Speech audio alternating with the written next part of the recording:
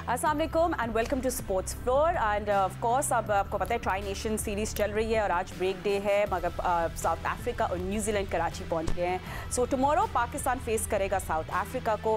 And जो कल match खेला गया था उसमें न्यूजीलैंड ने मैच जीत लिया by 6 wickets and player of the match was Kane Williamson. इस पर हम लोग डिटेल पे बात करेंगे। What a match it was. New Zealand जो है बड़ी चालाकी से सब कुछ कर रहे हैं, डिफेंड भी कर रहे हैं, चेज भी कर रहे हैं, सो दे आर लुकिंग गुड। मगर क्या पाकिस्तान एंड साउथ अफ्रीका में कुछ ट्रबल्स हैं? ओह बहुत सारी, that we need to talk about. But what's not troubling is कि आज कराची वालों के लिए बहुत अच्छी खबर है and congratulations to Pakistan cricket board, क्योंकि आज एक new and upgraded national stadium unveil होगा 5:30 बजे। बड़ी ज़बरदस्त उसमें एक तकरीब होगी, LED लाइट्स होगी और फायरवर्क्स एंड एवरीथिंग। सो ये भी सब कुछ होगा और हम लोग अब आपको नया स्टेडियम में बताएंगे कि क्या डिफरेंट है एज वेल। ठीक है, मगर जल्दी से अपने एक्सपर्ट्स को भी साथ इंट्रोड्यूस कर लूँ ताकि वो लोग भी मेरे कॉन्वर्जेशन का हिस्सा बन जाए। वेल लुक एट इट, वैसे by the way looks beautiful. मेरे साथ हैं former test cricketer mister Sikandar Bakhsh, Pakistan cricket team के former captain mister Rashid Latif and test cricketer Ahmed Shahzad. Welcome gentleman. और आपको हम लोग भी दिखा रहे हैं अभी फुल स्क्रीन में। इट्स अ गुड थिंग कि जो इतने रिकॉर्ड वक्त में काम कंप्लीट हुआ स्टेडियम का, and it just looks really good. And सिकू, आपकी भी बहुत सारी मेमोरीज है, फिर राशिद भाई की भी सारी मेमोरीज है नेशनल स्टेडियम से। But how do you like the new look? थोड़ा बिग स्क्रीन पे भी दिखाते हैं। देखिए, चीज़ें तो बदलती रहती हैं और बदलनी चाहिए और इम्प्रूवमेंट की तरफ जाना चाहिए बगैर किसी शक के। अच्छे से अच्छी चीज़ें मुझे अच्छी तरह याद है, जब मैं ब्रिस्बेन के गैबा ग्राउंड में खेला था उस वक्त वहाँ पे कोई स्टैंड्स नहीं थे और कुत्तों का जो है ना रेसिंग ट्रैक वगैरह था। बाद में जब मैं गया हूँ 2000 के अंदर, तो ऐसा ज़बरदस्त स्टेडियम बन चुका था और कई जगह पे ऑस्ट्रेलिया में चेंज किया उन्होंने। तो हमें भी चेंज करना चाहिए। और जहाँ पर अभी ये नया स्टैंड बना है, मुझे आज तक याद है कि मैं ज़िंदगी में जब पहली दफ़ा सेकंड टाइम में गया था और अपने दोस्तों के साथ, और 10 रुपये का टिकट ख़रीद के हम उस जगह सीढ़ियों पे बैठ के हमने मैच देखा था, पाकिस्तान वर्सेस इंग्लैंड, और उसमें सादिक मोहम्मद और माजिद खान ओपन करे। तो वो मुझे याद है, उसी जगह पे अब नई बिल्डिंग बन गई। That is a good sign. तो इस तरह की इम्प्रूवमेंट्स होनी चाहिए। राइट। एंड आप राशिद भाई, आपने देखा होगा कदाफ़ी स्टेडियम भी जस्ट अमेजिंग हाउ मतलब एक तो सबसे बड़ी बात है कि रिकॉर्ड टाइम पे उसको कंप्लीट किया गया, जो प्रॉमिस किया गया था PCB की चीफ की जानिब से। But it looks amazing. आपकी क्या व्यूज़ है इसकी? मेरे कल व्यूज ये थे कि मकान बन जाते हैं लेकिन घर बनाना मुश्किल हो जाता है, बिल्डिंगें बन जाती हैं लेकिन तो बसाना मुश्किल हो जाता है।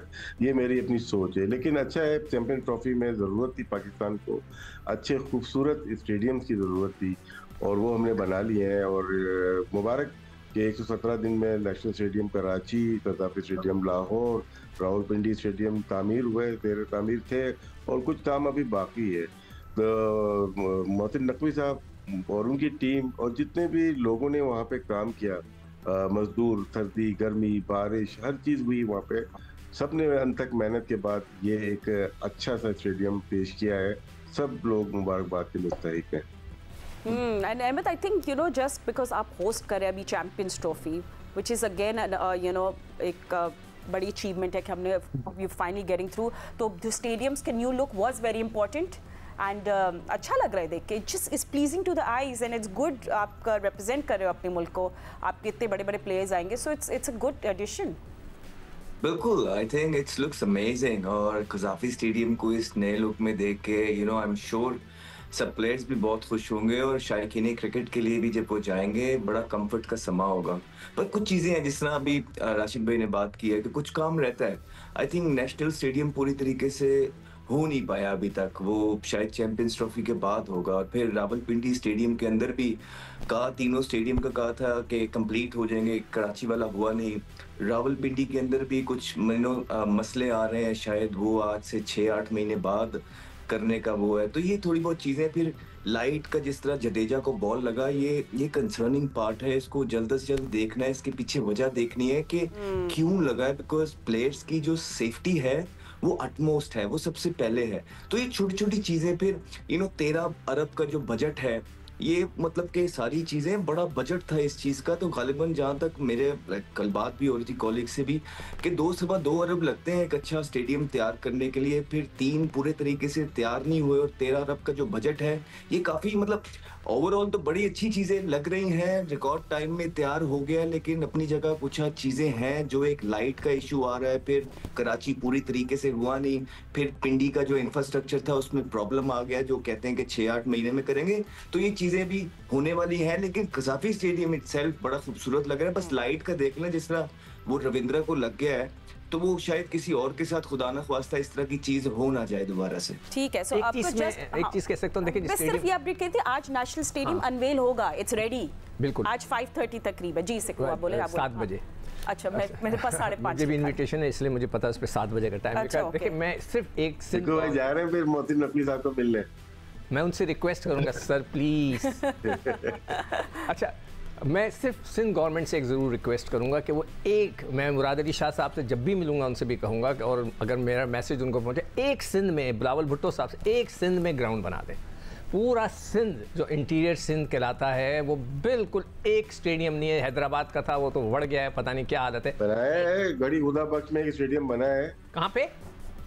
गढ़ी खुदा बख्श में बनाया है, एजाज भट्ट साहब ने बनाया था। नहीं, मगर वहाँ पर कोई मैचेस नहीं होते ना, वो ऐसा एक स्टेडियम बन जाए जहाँ पे PSL के भी 1-2 मैच हो जाएं, ताकि सिंध की जो आवाम है, मैं सिंध की आवाम की बात कर रहा हूँ, मेरा उससे कोई फ़ायदा नहीं है, सिंध की आवाम आए बैठ के मैच देखे, वो कराची नहीं आ सकते। तो मेरे एक रिक्वेस्ट है सिंध गवर्नमेंट से, अगर उन तक ये रिक्वेस्ट पहुँच जाए।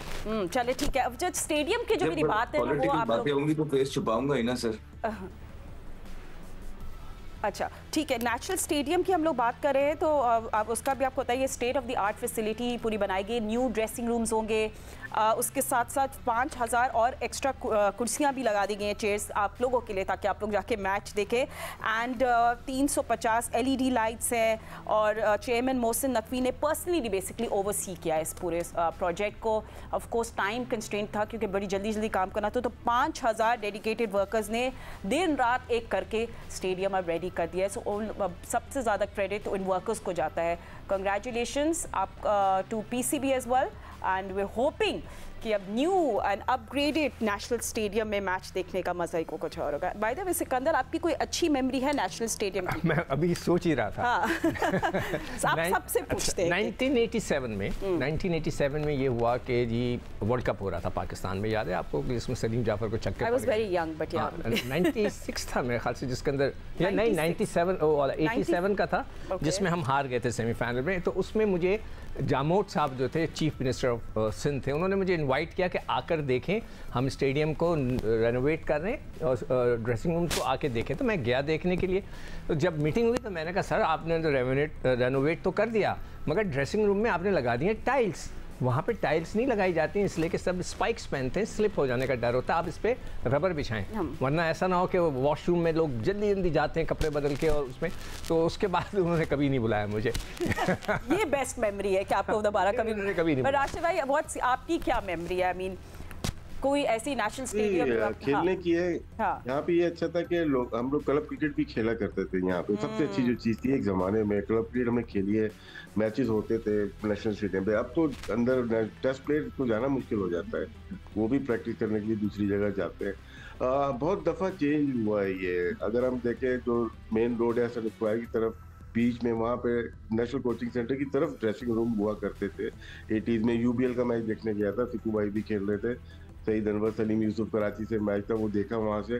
तो थोड़े ऐसे के बाद 87 का वर्ल्ड कप आ गया, तो सामने शिफ्ट हो गया पूरा का पूरा पवेलियन वो बन गया।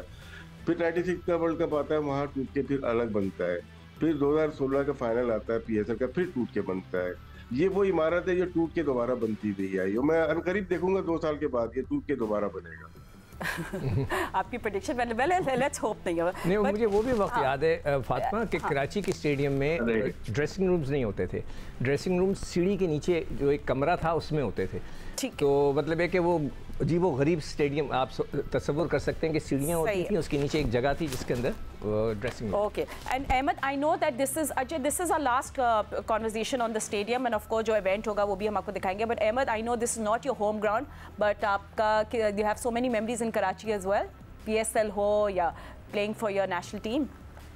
जी, बिल्कुल, जिस तरह बाकियों ने कहा है, राशिद भाई ने बोला है, हमारी भी क्रिकेट की ही मेमोरीज़ हैं और हमारे प्लेयर बनने में नेशनल क्रिकेट स्टेडियम का बहुत ज़्यादा हाथ है। बड़ा ज़बरदस्त पिचेस हमेशा से हमें मिले हैं और कराची के जो बॉलर्स भी थे, डोमेस्टिक हो, चाहे जैसे भी हो, मोहम्मद शमी भागते हुए आ रहे होते थे, बाउंसर्स करना, तो हमारे प्लेयर बनने के अंदर ये नेशनल क्रिकेट हो, चाहे कज़ाफ़ी स्टेडियम हो, इनका बहुत बड़ा अमल दखल है और हमेशा फॉन्ड मेमोरीज हमारे साथ इसकी जुड़ी रहेंगी इंशाल्लाह। Great and I hope we get to see more. Oh by the way, हाँ, आज पूरा जो तकरीब है, तो सिकंदर आपको इनविटेशन 7 बजे की, आप जाएं या ना जाएं, मगर जाना ज़रूर चाहिए। वैसे आपको कराची का, हाँ, यू प्रेजेंट, हाँ, एक्चुअली मेरा तो प्रोग्राम नहीं था जाने का, इसलिए कि वहाँ पे मैच तो था नहीं।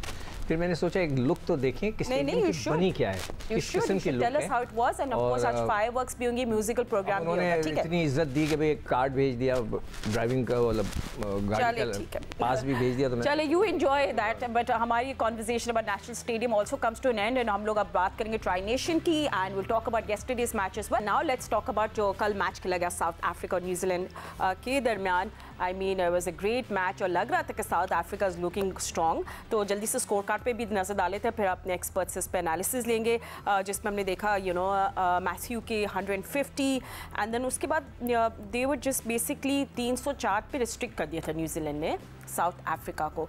And then just amazing performance by the batters himself, Devon Conway के 97, केन विलियमसन के 133, अमेजिंग पार्टनरशिप, और इसलिए न्यूजीलैंड ने चेस कर लिया। राशिद भाई, आई थिंक न्यूजीलैंड बड़ा अच्छा शेप अप कर रही है before champions trophy.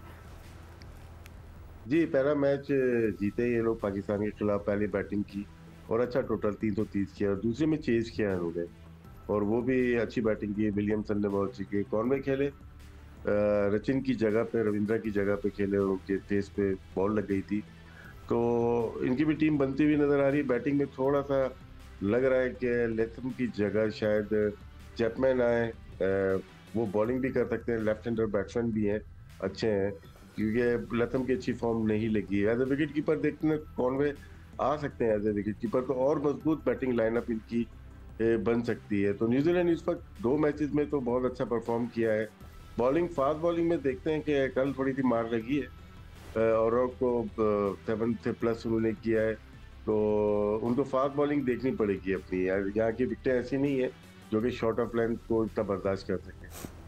And Ahmad, I think good thing is that कल साउथ अफ्रीका नहीं जीता, वरना हम तो ट्रबल में आ जाते, but some positives in South Africa as well.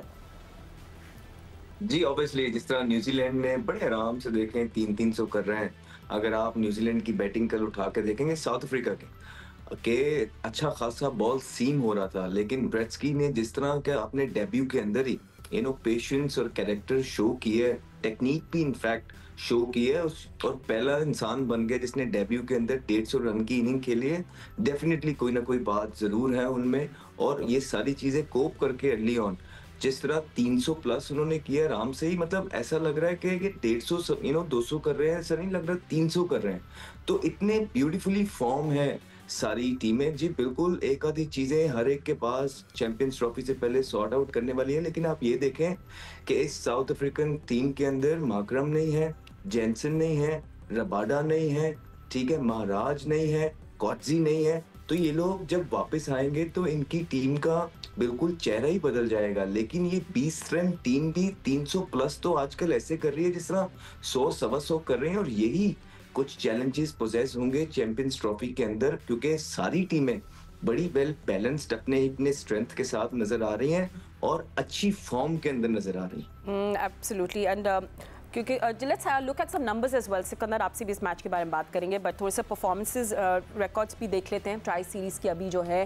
And just Kane Williamson, I think is on top with those, what a player he is। he's complete, he's just effortlessly, he's a match winner, और ये अभी से ही अपने highlights दिखा रहे हैं कि ये लोग चैंपियंस ट्रॉफी के टॉप 4 में तो आएंगे। देखो, विलियमसन की मैं हमेशा कैन की जो है ना हमेशा तारीफ क्यों करता हूँ कि वो बहुत ही अच्छी बैटिंग करता है, जो टेक्निकली क्रिकेट जो हमारे कई लोग कहते हैं, आप 1980 की बात करते हैं, 1980 में इसी तरह सीधे बल्ले से खेलते हैं और वहीं से वो शॉटें मारता है, यानी कि एक्स्ट्रा कवर के ऊपर से वो शॉटें मारेगा, इधर से शॉट हवा में मारेगा, टॉप ऑफ द फील्डर्स, जो कि नहीं, हम आजकल के जो बच्चे हैं या तो हमारे तो क्रिकेट के अंदर मुझे तो लगता है टेप बॉल से आ रहे हैं कि बस ये शॉट खेलना है बेसबॉल वाला, ये वाले शॉट्स वो नहीं खेल पाते, इसलिए कि technically they are not strong. एक तो चीज़, मगर जो सबसे इंपॉर्टेंट चीज़ है हमें इस मैच में जाने से पहले देखना है कि नंबर 1 ये कि 4 इनिंग्स हुए, 4 में से 3 इनिंग्स में 300 हो गए, यानी कि 300 तो मस्ट हो गया।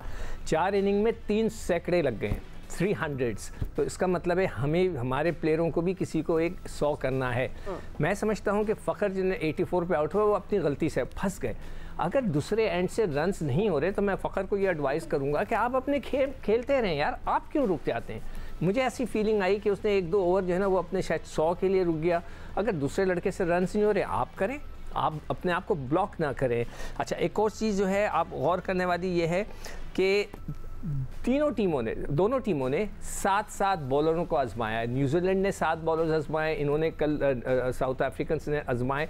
तो हमारे कप्तान को मैं बार बार कह रहा हूँ ये सीखना है। ठीक है, आप अपने रिकॉर्ड्स भी साथ-साथ दिखा रहे हैं। ठीक है, आप बोलिए, कंटिन्यू। अपने बॉलर्स को, ऑप्शंस को देखें जरूर, उनसे 2-2, 3-3 ओवर कराएं ताकि आपको, उन्होंने यही किया, आप देखें उन्होंने 7 बॉलरों से गए, 1 से 3 कराएं, 1 से 4 कराएं, 1 से 7। ज़रूरी नहीं है कि शाहीन पूरे 10 के 10 कराए और फिटी खाए। ठीक है। नसीम शाह पूरे 10 कराए, नॉट नेसेसरी। ओके, आप उनके ओवर्स का उनका लोड कम कर सकते हैं। और तीसरी चीज़ जो सबसे आखिरी, बस कि आप लोगों को आप लोगों को ट्राई करें। ठीक है, ये जो आपने टैग कर दिया है कि ये टेस्ट क्रिकेटर है, ये सिर्फ टेस्ट खेल सकता है, नहीं, ये ब्रिट्सिक जो है, ब्रिट्सकी जो है, ये T20 का प्लेयर था, इसको आपने खिलाया, उसने 150 कर दिए। तो आप लोग भी ऐसे ट्राई कर सकते हैं। ठीक है, ओके। एंड आशा भाई, थोड़ी सी एक और भी एक सोशल मीडिया पे भी लोग कह रहे हैं वो, तो मैं आपका भी इस पर पर्सपेक्टिव मानना चाह रही हूँ, क्योंकि कामरान गुलाम के बारे में अब हो रहा है, क्योंकि हम कल पाकिस्तान ने साउथ अफ्रीका को अब मिलना है मैच में। सो कामरान गुलाम बड़े सेटल थे नंबर 5 पे, पर अब जो उनको पुश अप कर दिया, इसकी वजह से पीपल आर सेइंग दैट वो अपनी नेचुरल गेम नहीं खेल पा रहे हैं। आपका क्या इस पे टेक है? देखिए, जो टीम की फॉर्मेशन बनी है ना, ओपनर्स के ना होने की वजह से पूरा टीम का निज़ाम, मतलब कि बैटिंग ऑर्डर चेंज हो गया है। बाबर आजम ऊपर चले गए तो बाबर आजम की जगह कोई ना कोई आएंगे, तो शकील आते या कामरान गुलाम आते। कामरान गुलाम खेलते आए, जो हमने देखा है, फर्स्ट क्लास क्रिकेट हो जाए, लिस्ट ए हो जाए, ये खेलते हुए आए। लाहौर कलंदर से भी T20 इन्होंने नंबर 3, नंबर 4 पे खेली हुई है। अच्छे प्लेयर हैं, बस हमें थोड़ा सा वेट करना है। हम लोग थोड़ा जज्बाती हो जाते हैं, जब नहीं करेंगे तो पता ही चल जाएगा। लेकिन हमारे पास ऑप्शन और क्या है, हम क्या कर सकते हैं। तो सोशल मीडिया ठीक है, अपनी जगह वो सही है, लेकिन मेरे ख्याल से जो डिसाइड किया है उन्होंने 3 नंबर पे खिलाने का, थोड़ा वेट कर रहे हैं। एक आध मैच और है, उसके बाद चैंपियंस ट्रॉफी के मैचेस हैं, तो मेरे ख्याल से नंबर अब डिसाइड किया है तो इसके ऊपर ही स्टिक रहना चाहिए। अगर बार बार चेंज करेंगे तो और प्रॉब्लम होगी। ठीक है, अब दोनों टीम्स जो पाकिस्तान और साउथ अफ्रीका हैं, they will be seeing each other tomorrow in Karachi in the new stadium. और ज़रा हेड टू हेड कंपैरिजन देख लेते हैं दोनों टीम्स का। Right, so we have seen 86 matches, जिसमें से 33 पाकिस्तानी जीते and 52 South Africa. So at the end of the day, it just matters how you perform on the given day. ठीक है, so वो आप देखना पड़ेगा कि कल कैसी परफॉर्मेंस होगी। Ahmad, and do you want to see any batting changes or any changes in playing 11 कल? जी, आइडियली मुझसे पूछेंगे तो मैं बाबर आजम को एज एन ओपनर नहीं देखना चाहता। मैं उनको अपने नंबर 3 पे ही देखना चाहता हूँ। और उनके जो पाकिस्तान फ़खर जमान एक लोन वॉरियर हैं। आई थिंक कि कल भी जो इनिंग उन्होंने परसों खेली है, एक ज़बरदस्त इनिंग खेली है। और पाकिस्तान के लिए इतने अरसे के बाद आके डायरेक्ट कमबैक पे इस तरह की इनिंग खेलना बहुत से लोगों को ख्वाब रह जाते हैं। लेकिन जिस तरह फ़खर जमान ने ये करेज शो की है कल आके, वो सारा क्रेडिट उसको जाता है। इवेंचुअली आउट तो इंसान ने होना ही है, जिस तरह भी होना है, लेकिन आई डोंट थिंक कि वो सेल्फिश खेलते हैं। हमेशा उन्होंने टीम के लिए खेला है, मुल्क के लिए खेला है, और वो बढ़ चढ़ के जो है अटैक करते हैं। और एक वाहिद प्लेयर हैं जो रिस्की शॉट्स मारते हैं। तो आई थिंक उनके साथ जो है एक ओपनर आपको लाके खड़ा होना चाहिए। अब देखें, आपने प्लेयर्स लेके आए हुए हैं, उसमें से कोई भी आप और ऊपर एडजस्ट कर सकते हैं, लेकिन बाबर आजम आपके मेन प्लेयर हैं। उनके सारी परफॉर्मेंसेस जो है वो नंबर 3 पे हैं। बाबर आजम का अच्छी फॉर्म के अंदर कंफर्टेबल, एक अच्छे स्टेट ऑफ माइंड के अंदर होना बहुत जरूरी है टीम पाकिस्तान के लिए चैंपियंस ट्रॉफी में। तो इसलिए ये मेरा ओपिनियन है, अपना ओपिनियन है कि उनको नंबर 3 पे होना चाहिए। फिर आइडियली पाकिस्तान के पास एक स्पिनर होना चाहिए था, अटैकिंग स्पिनर। अगर मुझसे पूछेंगे तो उसामा मीर के साथ बहुत ज्यादती हुई है। If I would be there, मैं उसामा मीर को जरूर अपने स्क्वाड के अंदर रखता। एक जो स्पिनिंग कंडीशंस के अंदर एक attacking option, wicket taking option किसी भी कप्तान को चाहिए होती है। और फास्ट बॉलर्स में देखें, अब हारिस रऊफ आपके इंजर्ड हो गए हैं, तो हसनैन उनकी जगह सीधा सीधा वापस आएंगे और जान पकड़नी है। थोड़ा ये मैचेस वो हैं फातिमा, जो आपने अपने आप को उठाना है। चैंपियंस ट्रॉफी से पहले वाले मैचेस हैं, हमें याद होगा पिछले T20 वर्ल्ड कप से पहले भी कुछ इस तरह का समा बन गया हुआ था। और फिर हमारे साथ क्या हुआ था, T20 वर्ल्ड का एक मोमेंटम बनेगा आपका इन गेम से। अपने अपने रोल्स को समझने की जरूरत है और जिस पे जो जिम्मेदारी दी गई है वो बेहतर से बेहतर तरीके से निभाएं और जितवाएं यार।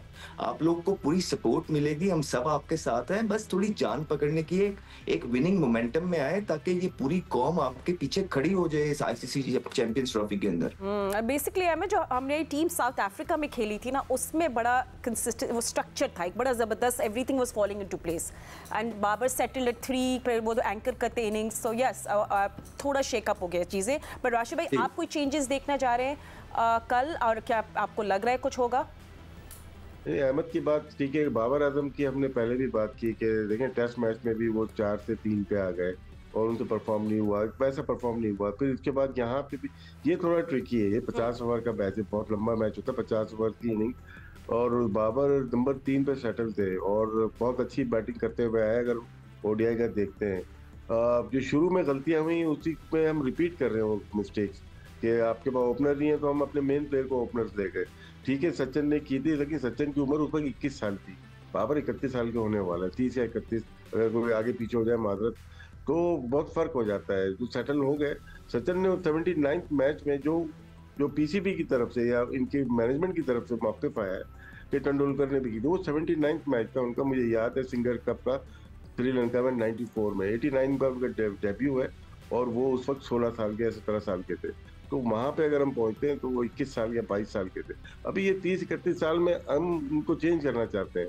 मेरे ख्याल से रिपीट ये जो मिस्टेक कर रहे हैं वो गलती है मेरे ख्याल से ये, और इनको नंबर 3 पे ही आना चाहिए और उसी तरह से अपनी बैटिंग ऑर्डर को बेहतर करना चाहिए। बाकी हसनैन आते हैं, अगर तो टूर्नामेंट से खुदा ना खास्ता बाहर हो जाए तो वहाँ पे फिर ऑप्शन हमारे पास है कि स्पिनर, जैसे अहमद ने कहा, अगर वो उसामा को चाहते हैं, शादाब को चाहते हैं, सुफियान मुकीम को चाहते हैं, तो आपके पास ऑप्शन तो हैं। ठीक है, बहुत शुक्रिया हमारे एक्सपर्ट्स का। Sorry but running out of time, वो हम लोग ब्रेकिंग न्यूज़ पे जा रहे हैं, बट आई प्रॉमिस यू हम लोग आपसे कल दोबारा मिलेंगे with your expert. Sorry about that Ahmed, but thank you so much for joining us. हम आपको मिलेंगे कल। अल्लाह हाफिज़।